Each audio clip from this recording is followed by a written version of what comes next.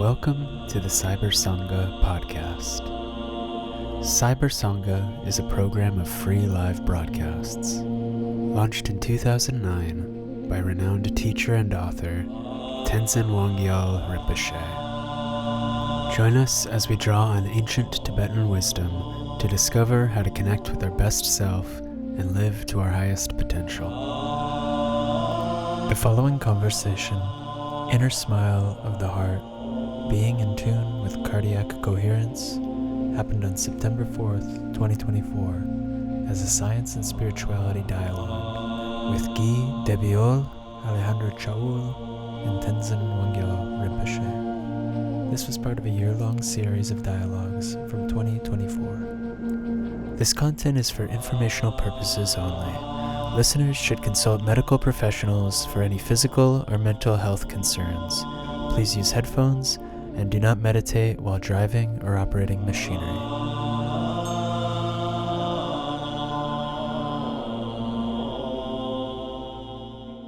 Welcome, everyone. Welcome, Rinpoche. Welcome, Guy. My name is Alejandro Chaoul. I'm the host for today. I'm really excited about this dialogue on Inner Smile of the Heart, being in tune with cardiac coherence. And before I introduce the speakers, I like to say thank you for all the team behind as we do this, particularly Milos and Poli and Mariela on the chat, and so many people that make CyberSangha possible. And of course, CyberSangha was a creation from Rinpoche, and something that really has allowed thousands and thousands, hundreds of thousands of people to really get different aspects of teachings, of dialogues, of different perspectives. Wherever you are, all you have to do is have connection. And so just to let you know, on the 17th, we have our full moon. And this is one of the main things that we do, where for 24 hours, all around the globe, we kind of pass the baton as we guide practice, we practice together, we do it in English, in Finnish, in Spanish, in all these different languages. And so stay tuned and join us for the full moon. All these events, by the way, are free. And so we hope to see you in other events. So Rinpoche doesn't usually like me to say much of him, but I think most people here know him. Geshe Tenzin Wangyal Rinpoche is an author, a teacher, and travels around the world, and is the creator and spiritual director of Ligmincha International, with centers in 35 places. And actually, next month, he'll be leading a retreat in Nepal. So hopefully many of you could join us in Nepal on the practice of Chö, and also hopefully the possibility of seeing his 99-year-old teacher, Lopon Tenzin Namdal. And it's great to have Guy here too. I know Guy for a long time, and Guy Desbiolles is a scientist, and he's done his master's was in physical chemistry, focusing on quantum chemistry and physical methods applied to chemical analysis. He went to teach mathematics and physics and chemistry, and he is an energy therapist for the last 3 decades, including working with energetic balance, Metatron bioresonance, and HeartMath. Cardiac coherence, which is part of what we'll be talking today. He's been studying Tibetan Buddhism since 1985 and practiced Tibetan Bön, particularly in 2009. He's also an instructor for the Ligmincha France and Suisse Romande, and brings really his interest and expertise both in science and Dharma. So welcome, Guy. Welcome, Rinpoche. So maybe we could start, Guy, with some definitions, because I think many people may not know what cardiac coherence is. So maybe you want to say a few things on that, and what are some of the physiological aspects and practical aspects? Okay. Thank you, Rinpoche. Thank you, Ale. Yes, I guess quite a lot of people have already heard the name cardiac coherence, or eventually also seen small videos on YouTube or some apps. But the general idea about cardiac coherence is not very clear. That's why I think it's useful to give to begin with the definitions. And first, the name coherence. If my speech is coherent, all the words I'm using contribute to the global meaning, and it makes sense for the one who hear it. If it's not the case, that's the opposite. That's a simple explanation of the word coherence. And then cardiac coherence. This term has been introduced by the researchers of the HeartMath Institute during the 90s, and it has a very technical meaning, and this will be explained later. But we can say that cardiac coherence is a state where all the body's systems, including emotions and thoughts, work in harmony, and the conductor is the heart. That's a simple way to say things.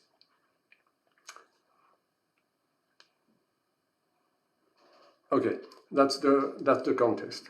And the next one, when we say being in tune, in fact, what does it mean? We all have an idea about it, but there's a very simple and key experiment to illustrate this notion, and I will show it. So, I have here on the table 2 tuning forks of hard metal, and when I strike, they are producing the same sound. The vibrations, 440 vibrations per second, or 440 hertz, that's the frequency, and the corresponding note is La in French or A in English. So now they are producing exactly the same note. If I strike this one, now I stop it, you can hear the second one. It's very strange, because they are not linked by anything else than the air. Okay. So the vibrations in the air are able to produce this hard metal to vibrate. Now, I will put a stop on this one, and this will change the frequency. You can hear the difference.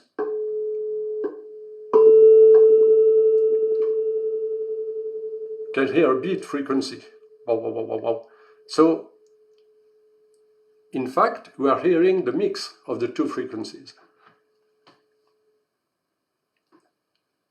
If I strike the first one,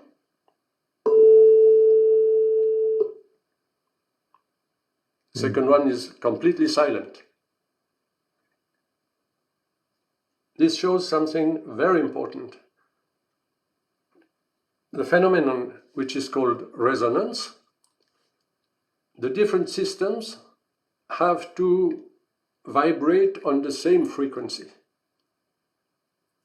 That is the meaning of being in tune. Okay, it looks magic, but if you can hear me, that's exactly the same.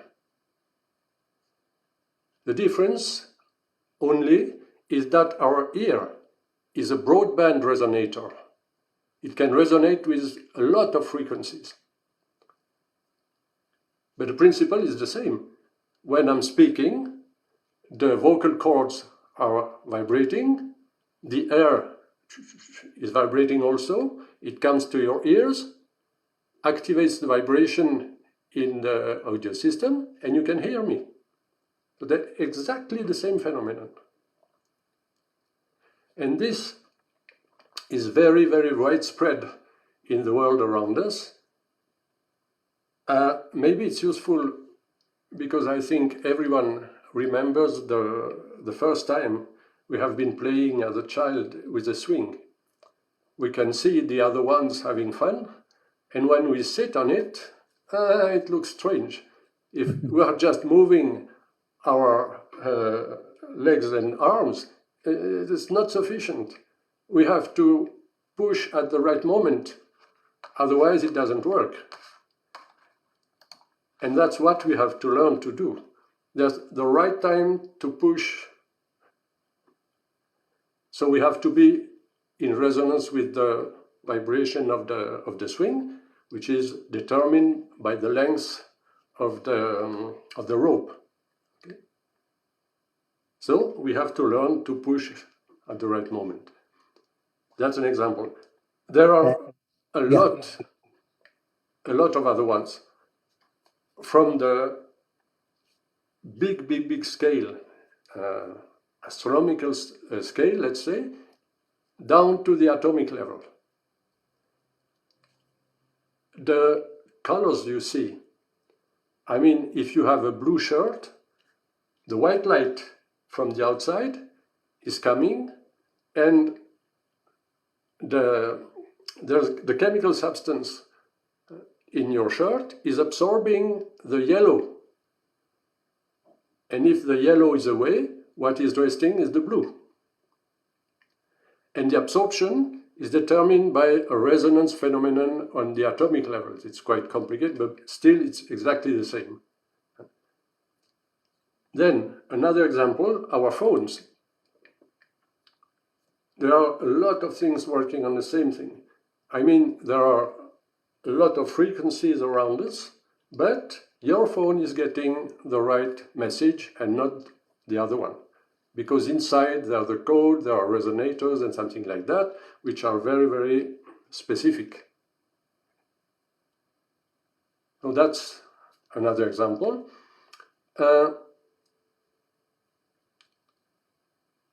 We can maybe give also different examples in our lives, because there are a lot of rhythms around us, some very, very slow, others very, very fast. And the most common of them being, where am I? Sorry, here. On the astronomical scale, the most common is the year. When we are asked our age, in fact, we are asked how many laps around the sun have you accomplished at an incredible speed. And the rhythm of the seasons is in relation with that. Just because of the tilt angle of the spinning axis of the Earth. And the seasons are very different depending on where you are on the Earth. Then, the other one maybe is the day. The day is associated with the rotation of the Earth. It determines the cycle of light and darkness. Our body reacts to it. The circadian rhythm is related to that, and almost all our body functions react. The melatonin production in relation with the sleep, the digestive system, all the systems are related to this. And I think nowadays everybody has made once the experience, when you are jet lagged, okay, suddenly there is a big perturbation and your body is a little bit lost and it needs time to be in tune again. That's another example. A third one, the women are more aware of it, is the 20 days cycle. This is linked to the rotation of the moon around the Earth. And you have been speaking of the full moon meditations. There's a cycle. Okay? These 28 days. Another question would be, why do we meditate at the full moon and not another time? But okay, the rhythm is given by the rhythm of the moon. So these movements around us are just imparting something very special for our lives, and we have to adjust. That's on the big scale. There are also maybe a little bit more difficult things, but still, we will try. Do you wanna stop here for a moment and see a few correlations, maybe with some things from Rinpoche, and then go into the most difficult, so we can slowly absorb? Or do you prefer to go all and keep with more examples? Whatever, what feels better. For me, it's okay. You tell me. Okay. When it's enough, we stop and. Well, let's stop for now. Let's find some coordinations and let's continue with the more difficult part. So let's start. I mean, a lot of the things you said were fascinating. And I want to maybe start with the last one, which is the full moon. As you said, for us is an important practice. We do it around the world. There's a sense of being in tune wherever you are. And it's a very important practice in many different traditions, but particularly in the Tibetan tradition. And so I guess my question to you, Rinpoche, is, how do you feel with that? And, your suggestion for us to do all together 24 hours practice during the full moon and how it relates to this resonance. Well, first of all, Guy, thank you for it was a very good example. It was amazing to see the sound, how they're resonating, communicating. So I guess one thing comes in my mind is, in our life in general, that sometimes we definitely have certain wishes. I mean, I can clearly think about the sleep part, which is I'm very much in nowadays. And everybody, the whole world struggles with that part of the sleep part. And sometimes people don't understand there are so many factors that it's affecting your sleep cycle. Like basically, for example, as Guy was talking about circadian rhythm. So the light, if you don't get exposure to the morning light enough, you're going to have a much harder time to embracing the darkness of the night and sleep better. So in somehow the cycle of the day and the night, light and the darkness, is somehow we ignore them. We just think about there's no direct relationship or affecting each other or something like that. So somehow the question will be to Guy will be, so this in the cardio coherence will be, what are these communication that in our everyday life, I mean, what are the really key things that we should be aware of, helpful to make some changes or able to make changes or not make changes in life? We always wanted to change things. We wanted to sleep better, but we can't. We wanted to be happier. We can't. We wanted to break some patterns of life. It's difficult. So where does this plays a role? Okay, if I come back to the definition we have been given, cardiac coherence is a state where all the body systems work in harmony and the conductor is the heart. That's the point. So the question now is, how can we work with this heart and be beginning to control the rhythm? Just in a moment, I will show the biofeedback system of HeartMath, and we will do it live so that everyone can see the. Yeah, so maybe in terms of, I'll just say one thing and then I'll let the Guy continue. So the heart is the conductor, which I can clearly see that how heart is conductor, because if you start your morning in a right way means moment you wake up in the morning, you see your heartbeat, and you count your what is your resting heart rate. Well, that's one thing. Evening in the night, so when you go to sleep, your resting heart rate will be when is the lowest your resting heart rate shows up in the biofeedback devices. Many time for many people, it'll be in the morning. That means it took whole night heart to rest. And by the time heart really got rested, your time to get up again. So there's no time. And so even what time you eat during the daytime will define what kind of your resting heart rate will be in the evening. What kind of stress you have during the daytime will also define at 7, 8 in the evening, your heart rate will be different resting, but it will be resting deeper or not. So heart, it clearly seems like the factor for all our biological system, and which very much including sleep. So I think I just wanted to say that. Okay, I think it's time to explain a little bit the biofeedback system, so that will be more, let's say, on the side of the experience, not only describing, and we'll see it live. So here we are. So that's the AMWave Pro. That's a software from HeartMath, and I'm using it because it's more easy for me to show the important things. The important aspects are also easily visible on the apps for phones, tablets, or whatever, and there are different ones. But here we can explain the most important things. So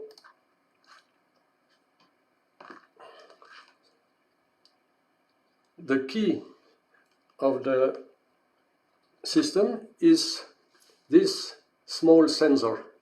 It's a very simple one. It has a small light inside on one side, and on the other one it has a detector. So we clip it on the earlobe, and according to the amount of blood flowing in the earlobe, there are more or less light left detected. So if we start, takes a little time.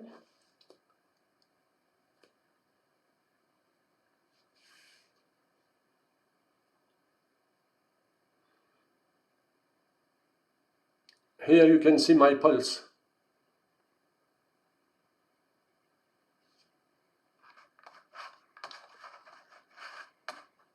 Now I'm stopping it. And the important point is the time.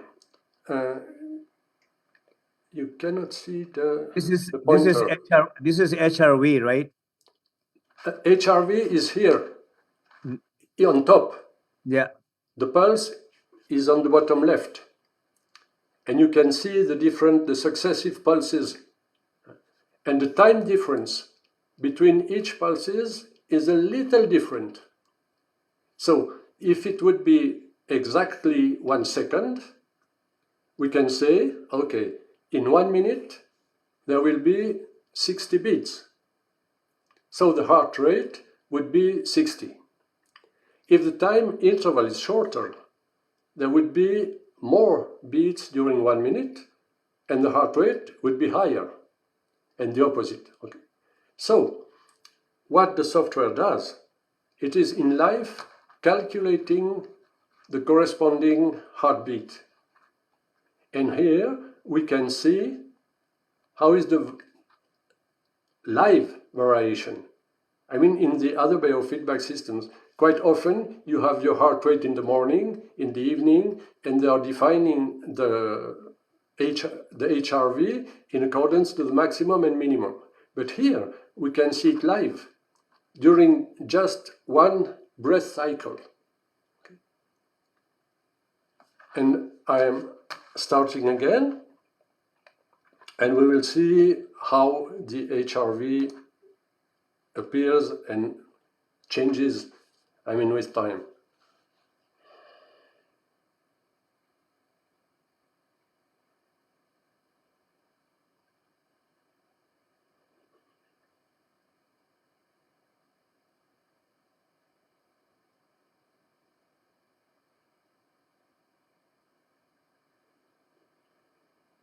So the down one is the beat, actual beat, and the up one is the variability, right? That's Exactly.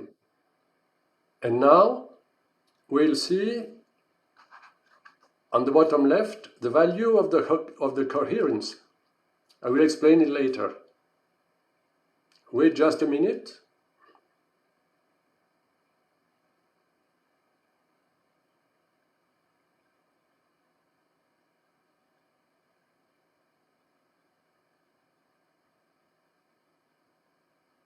Okay, I think it's enough.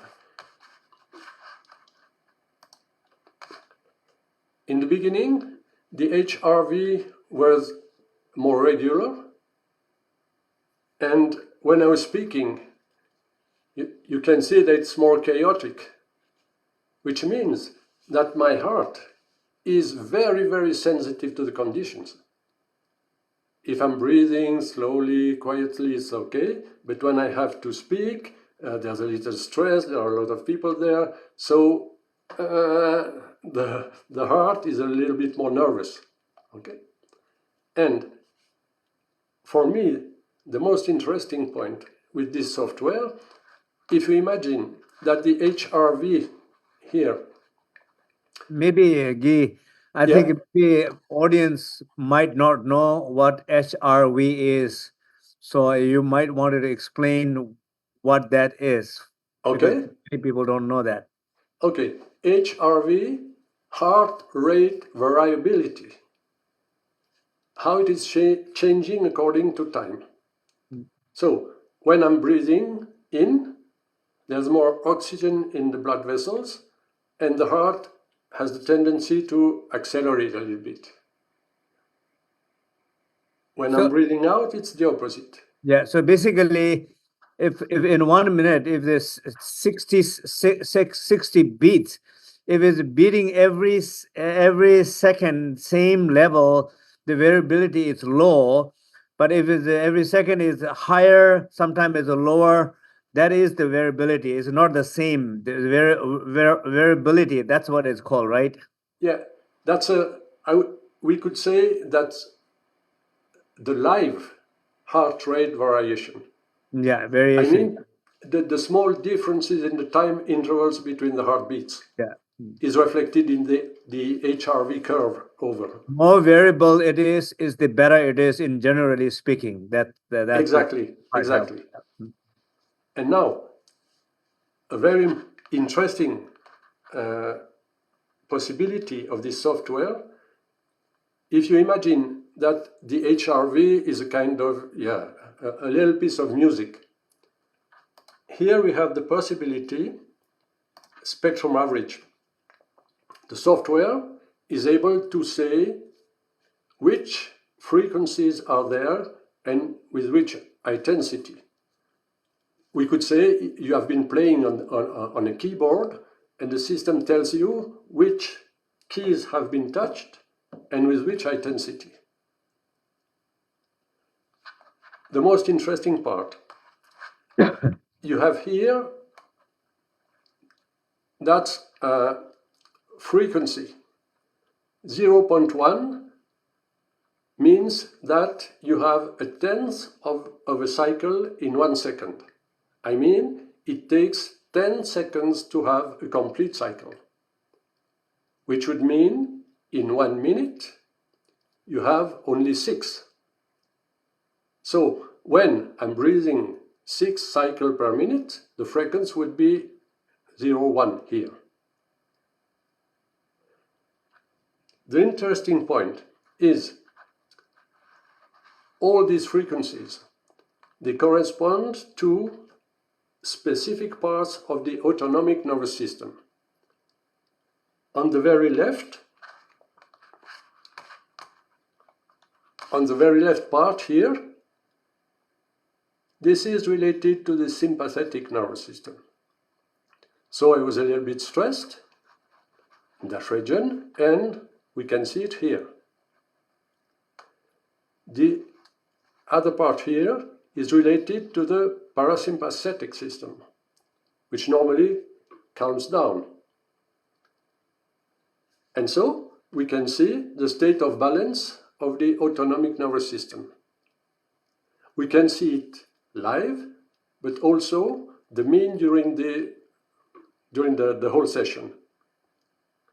Donc, when we want to use it, I mean, when I'm working with clients, I'm registering the signal before and after treatment, so that the people can see directly the differences, the state of balance of the autonomic nervous system, and also when I'm explaining the simple breathing exercises, they can see if it's effective or not. Because if you, yeah. So, sorry. So when it says in the experiment here, in the green says 100 in the high and the other two 0. What does that mean? Okay, it means that my recording was a good quality. Oh, okay. Okay, but it's a very low level. I can show you maybe a few examples. I have one maybe here. Yes, just have to change something.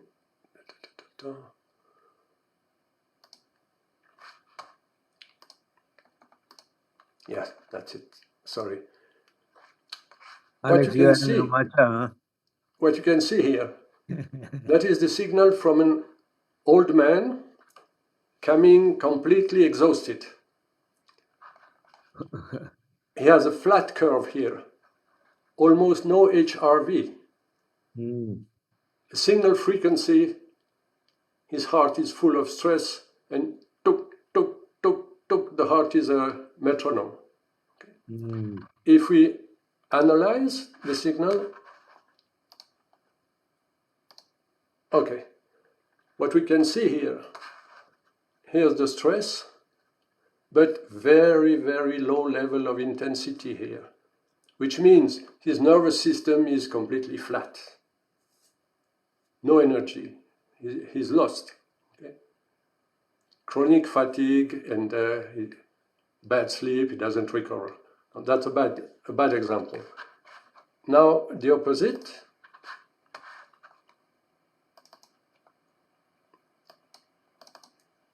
Okay. That's the signal of a young top-level mountain bike rider. Guy, just one thing from the questions, like make sure you tell us, can you point to that, because people are not able to see like what part you're talking about. So if you could be more clear, okay, that'd be great. Okay. Thank you. Can you see the pointer moving? No. Okay, I understand the problem.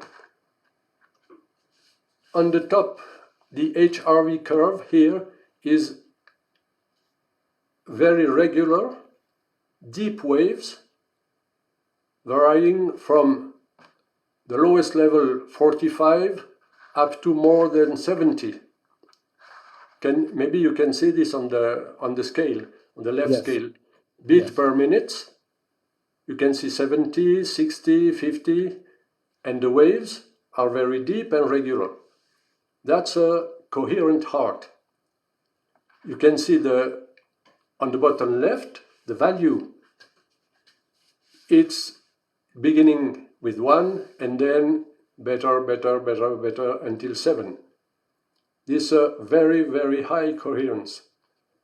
If I make the same as before, can you see this? Yes. That is the signature of a perfectly coherent heart. A signal peak around 0.1. On the left, nothing. On the right, almost nothing. And look at the intensity. Before, with the old man, we have just a few, 10 units. Here we have almost 8,000. That's the best I've ever seen. So this guy is completely aligned and alert, and he's ready for his sport, okay? But this shows that at the end of the treatment, he's in perfect state. But how old this guy is? This guy is young, he's 18. I know Singhe has a very, very high HRV, like over 100 or something like that. But so it's not, I mean, the one thing is heart coherence does not necessarily means having very, very high, because it says that generally the range is from 20 to 100 HRV for average human being. So that means you can be anywhere from 20 to 100. Main thing to watch is if you are going lower than your baseline, or you are going higher is good. If you're going down then lower your baseline, then you have to pay attention to risk some problems. Other than that, not necessarily you have to be always very high, right? Okay, yes, but we could say the signature of a coherent heart is big, deep, regular waves in the HRV curve. Mm. And we can say that in France, for example, the pilots of the army are working with this software. In the Netherlands, all the employees of the police are working with it, because they have to learn how to stay aligned, even in difficult circumstances. So that's the whole stuff. And the work, I mean, with the exercises in cardiac coherence, is how to get from the bad example we have seen to the best we have seen. The way to do it, to achieve it, is to practice simple breathing exercises. Okay, Guy, so can I ask you a question here? Can I interrupt you for a moment? Yes, of course. So a very simple question will be, so the people, the audience here might now understand a little bit what HRV is. Now, question to you, in your personal experience, and also people that you are working with, the people, clearly, is there a way you see able to improve their HRV through specific breathing, and how long they have to do, how frequently they have to do? Okay. That would, I think, would be interesting thing to Yes. know for people. Yes. The first breathing exercise that we can all do now, maybe, is just to bring our full attention in the chest area. Breathe slower and deeper than usual. And then imagine that the air is going in and out from your heart. That's the basic practice. Full attention in the chest area, or the heart, or eventually the center of the heart. Depends on what the people can do. And then breathing slower, deeper than usual, imagining the air goes out and in from the heart. And you can see directly that the HRV is changing. Directly. That's the most simple way of practicing. So directly changing means, for example, if you do this deep breathing from heart, Yeah. say if somebody does it for 10 minutes and 3 times a day or 5 times a day, that person will increase his or her HRV within a few days, or in that very moment, in real time? It depends on the capacity of everyone. Okay, but what the people of the HeartMath says, if you do just a few minutes every day, the best being before going to sleep, in the morning when you wake up, and a third time during the day. Just practice a few minutes, breathing like that, you will see the waves in your HRV becoming more regular and deeper. And at the same time, the mean coherence would increase. And I haven't shown it, but you get points. When you are practicing well, you get points. And they say if you can accumulate 300 points every day, you are sure that you are improving. And, so if you are getting 300 points, let's talk about specific. If you're getting 300 points every day for few weeks, that means in average your HRV is improving, correct? Oh yes, clearly, very clearly. So what about a night HRV in night while you're sleeping, then HRV during the daytime? I haven't so much experience with it because the sensor during the night is not very practical, you know. Yeah, It's because not like, I know my HRV every night. I know exactly. Sometimes the higher, sometimes the lower, but yes, it's not that high. But during the daytime, I don't know exactly. So I'm curious. but the HRV you are speaking of is the mean HRV. I mean the highest and the lowest. Yeah. But here we are speaking of the depths of the waves on a much shorter time scale, let's say. Ah, okay. Okay, that's the point. So the important elements we have brought so far, what people can understand, controlling your breath directly influences your heart. We can see it directly on the HRV curve and on the coherence level. Then, the link with reducing stress, anxiety, well-being, all that kind of things is very clear. I mean, because when your heart is coherent, we have seen it before, your autonomic nervous system is balanced. And all the systems in the body are, let's say in a certain way, optimized. That's what we are looking for. So when you practice before going to sleep, your sleep will be much better. I mean, you will recover better, and in the morning you are, okay, that's it. In the morning, before going to work, instead of, okay, stress or whatever, you breathe a little while and you go slowly, right? And you are perfectly aligned. Can you say a little bit about a little while or a few minutes? Like are you saying 5 minutes? Does it depend on the person? Can you say a little more so people can have an idea? Okay, maybe now I'll start doing so many minutes every day, 3 times a day. Okay, it depends on the people. Some person have difficulties to breathe correctly. So in the beginning, it's better to have very short sessions. And slowly, as they are learning to breathe better, they can make longer periods. If we are just focusing on the 300 points, that would be the reference.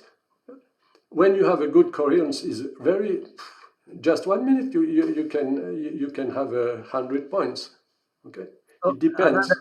Another question to you will be, so we're talking about individuals. So you also sometimes been working with a group. So there is more like a collective coherence, you know, like a group or global even. So like this to the experiment you did. So sometimes Okay. influencing each other's, That's the next step. So just before speaking about it, I have to introduce a few elements. Okay. And that's directly the inner smile of the heart. I mean, there are some very, very curious aspects. We will all try to remember or to imagine the 15th day after our conception. The embryo has the size of 1 small millimeter. Then a group of cells which will form later the head, a group of cells from that region move from the head to the center of the chest and begin to form the blood vessels. Then there's a spontaneous movement of fluids in this small embryo. Nobody knows exactly the cause and the details of this movement. They say spontaneous polarization, so it means nothing. That primordial wind. Yes, exactly. And there is a text in the 6 lines, I guess, where they are describing the first heart as being simply a tube. And that's exactly what the embryologists have discovered. And the strange aspect is that the fluid is moving with rhythm before the heart is formed. The cells begin to assemble in interaction with this movement of fluid. The shape of the heart is related to the, how do you call it, vortices in the liquid and things like that. So the heart organ is formed in interaction with this. And 21st day after conception, we can say now a heart is beating. It's the first organ to appear in the embryo. All the other systems, including nervous system, all the other organs, whatever, are formed in this ambience and the rhythm of the heart. Pum, pum, pum, pum, pum. That's an interesting point. That's maybe also why the heart is so important. It's one point. Then, second surprise, scientists have discovered that there's a network of neurons, independent neurons, in the heart, which means the heart is a small brain with all the capacities, including short and long-term memory, for example. And the most important thing, it's the first brain to receive the informations. The heart is the first to react, and then it dispatches the information to the head and the other parts of the body. Oh, you're Maybe so. Sometimes I heard people saying, even the brain does a lot of things, but a lot of information, communication from heart to brain is more. There's more information going upward than coming downward. exactly. That's what I mean. Yeah, and it's very, very clear. So this heart brain is the first. We could say the first hub dispatching the signals in the body. For example, when we are talking about the breathing, when you go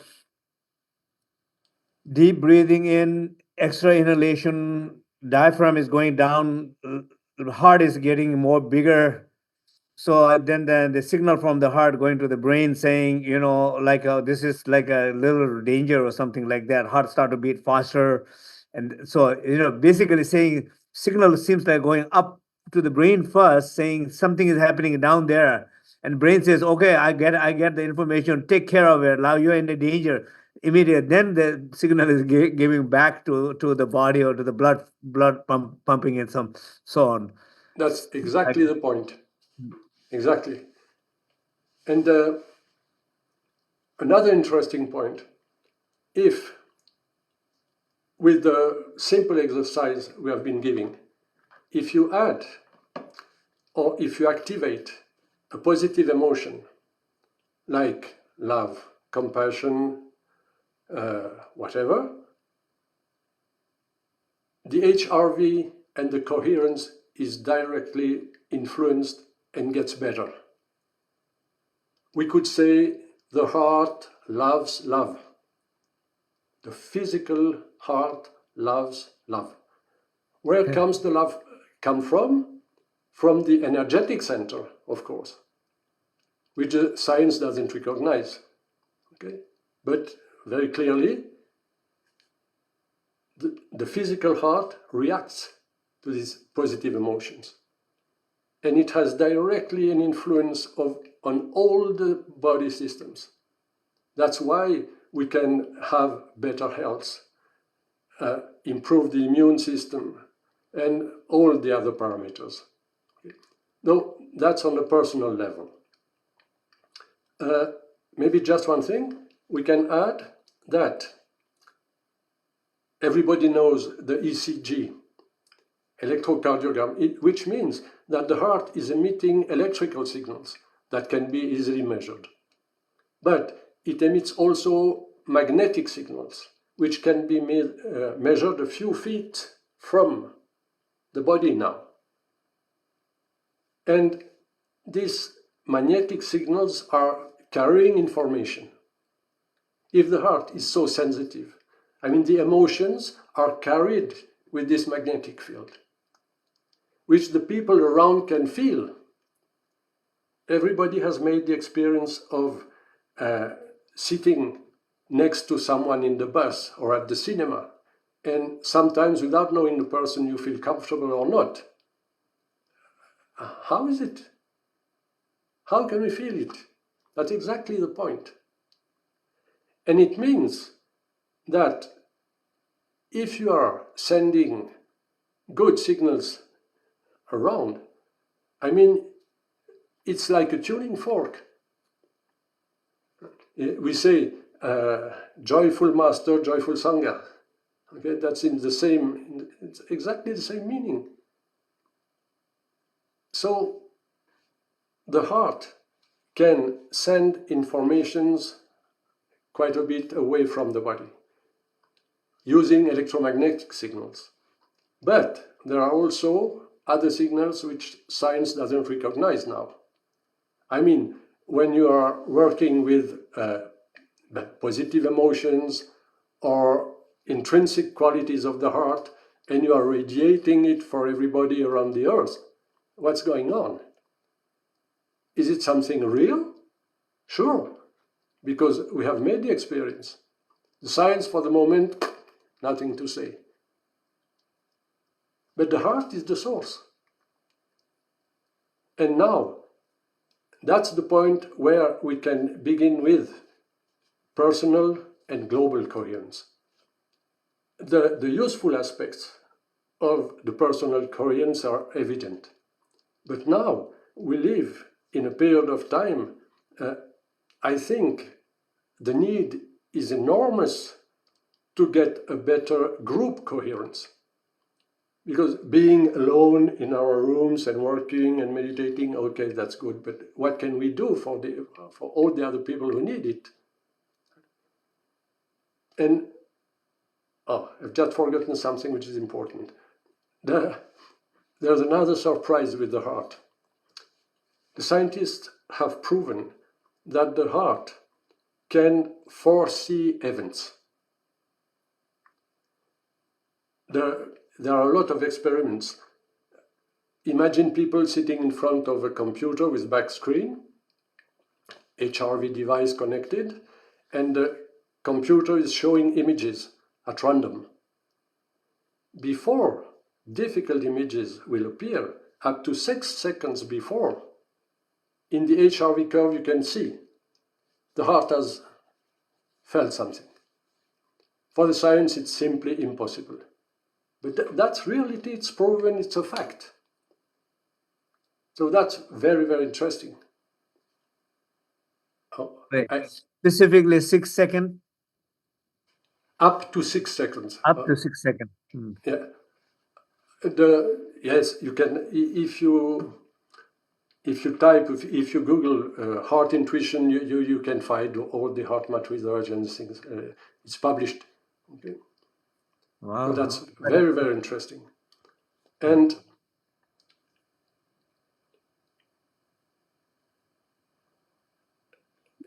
yes, one more aspect maybe would be, for example, distant healing. Or how can you perceive the health of people which are a few thousand kilometers away from you and almost directly? I mean, conventional science, it's a nonsense. But there are also examples showing that it may happen. So maybe the heart plays a role in it. And I don't know how much time we have. Oh, Yeah, Guy, did you want to do the personal yes, global coherence with the yes, exactly, moderation? Yeah. exactly. Now we can speak a little bit more about the global coherence. What it means, the best example or the most simple example would be this. Imagine thousands and thousands of birds flying together. Yeah, Starling murmuration. quite amazing. Sorry.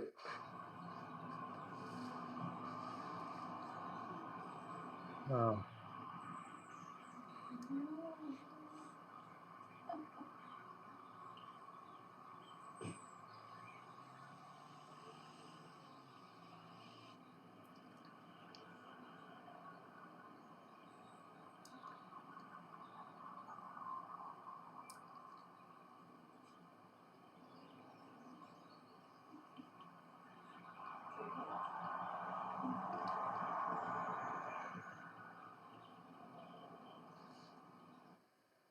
Okay. They do it in the evening before going to bed. That their way of socializing.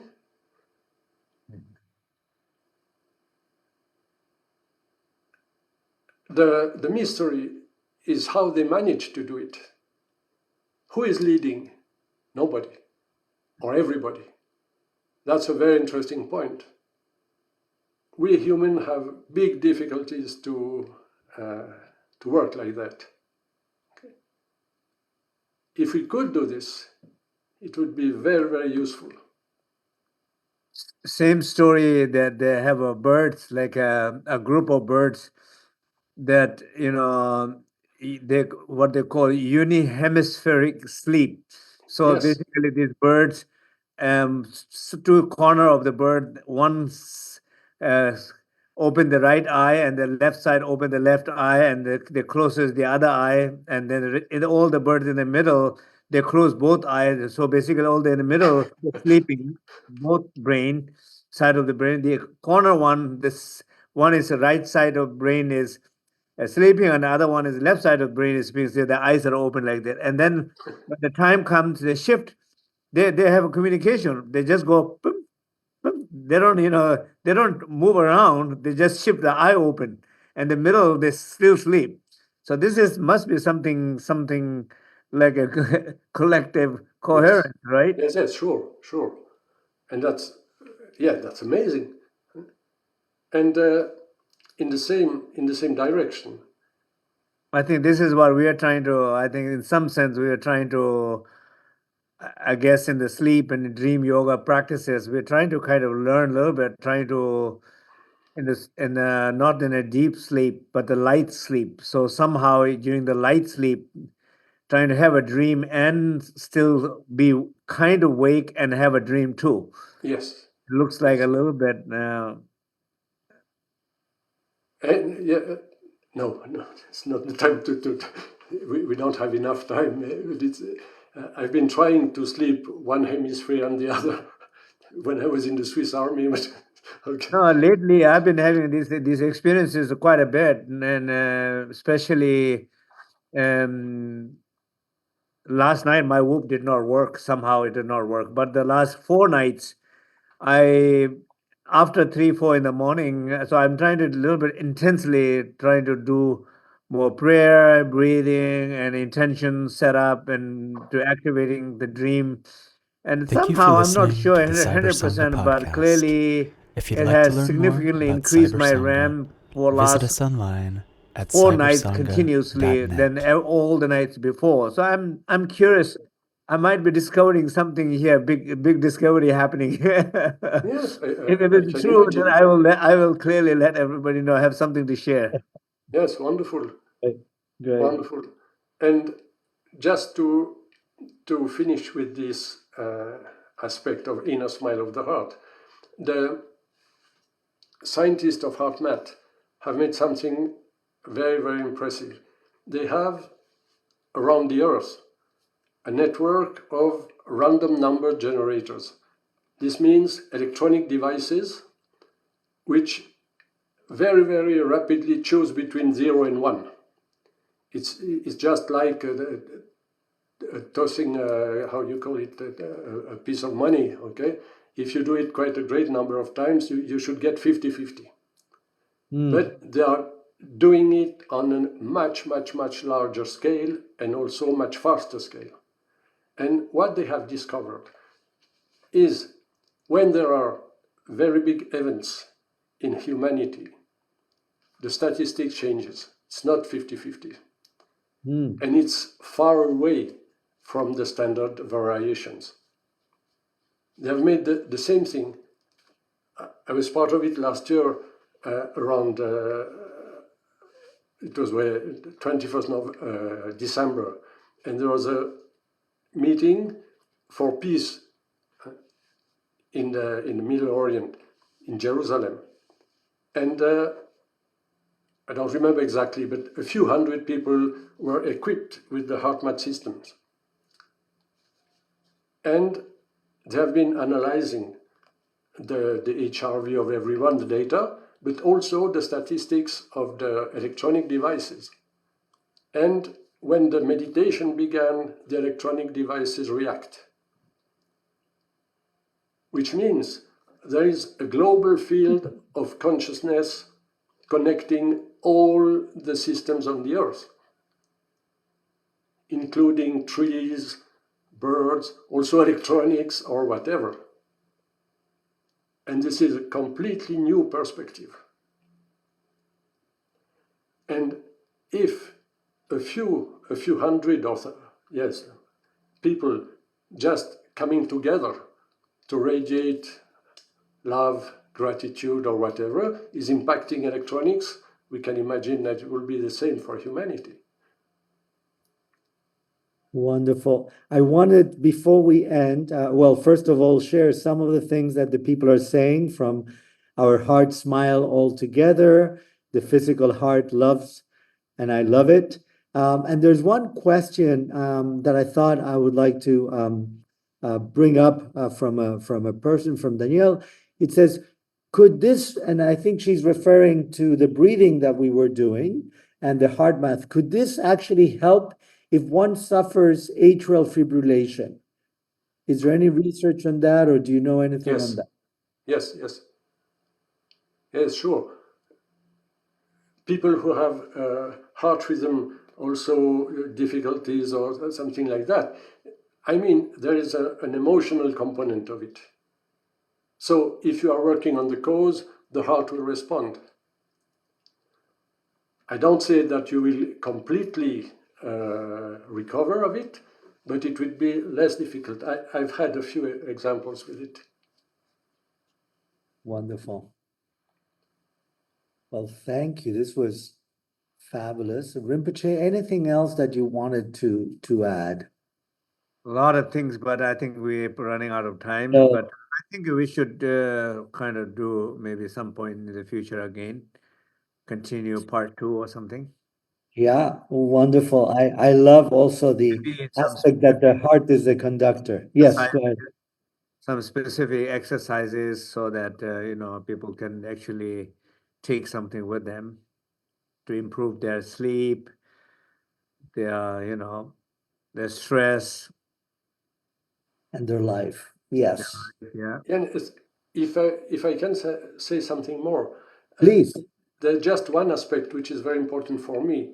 I mean, because the relation with science, it's very rare that science is going, I would say, upwards, is discovering the qualities of the heart, and they are saying, okay, we are developing systems to add heart to our lives. Not the opposite. Now the people who are doing, researches with the mindfulness or something like that, they are putting babies in the MRI system just to prove they had a good idea. I don't understand this. I mean, it's science, more data, more numbers. Here, it's the opposite. When they have realized that the good emotions have an influence on the heart, say, okay, let's do this and learn how we can bring more. And So not the only for- question, I think a very practical question is, people those don't have a good emotions, positive emotion, so somehow they have to learn to fake it, or they have to learn to activate somehow, saying, okay, I'm going to be happy, I'm going to actively think about my child smiling, hugging me, and like you have these moments of your child hugs you with love, and you remember those images and feelings, your heart, and you have to, it's like a rewinding exactly. and That's the again, good use of maybe memory. 50 times or something, and then go to sleep. There must be some techniques like that. Otherwise Yes, it's not difficult absolutely. to come up with a positive emotion. Yes, absolutely. In the beginning, you can think, of your cat or a place where you feel comfortable or whatever, and slowly, you can bring the positive emotions. Yes. Wonderful. Actually, about part two, a lot of people are interested, and they're saying, Ed is saying, maybe we could all have HeartMath devices, and then we'll do it and smile together. So, Yeah, that's Oh, wonderful. that was good. excellent. I have one here, so There you go. So we'll have those. okay. Thank Thank you, you. Guy. Thank you, Rinpoche. Yogi. And thank you, everyone. And thank you for your lovely comments and questions. And hopefully, we'll see people at next full moon and in the dialogues and other CyberSangha events. Have a great rest of the day.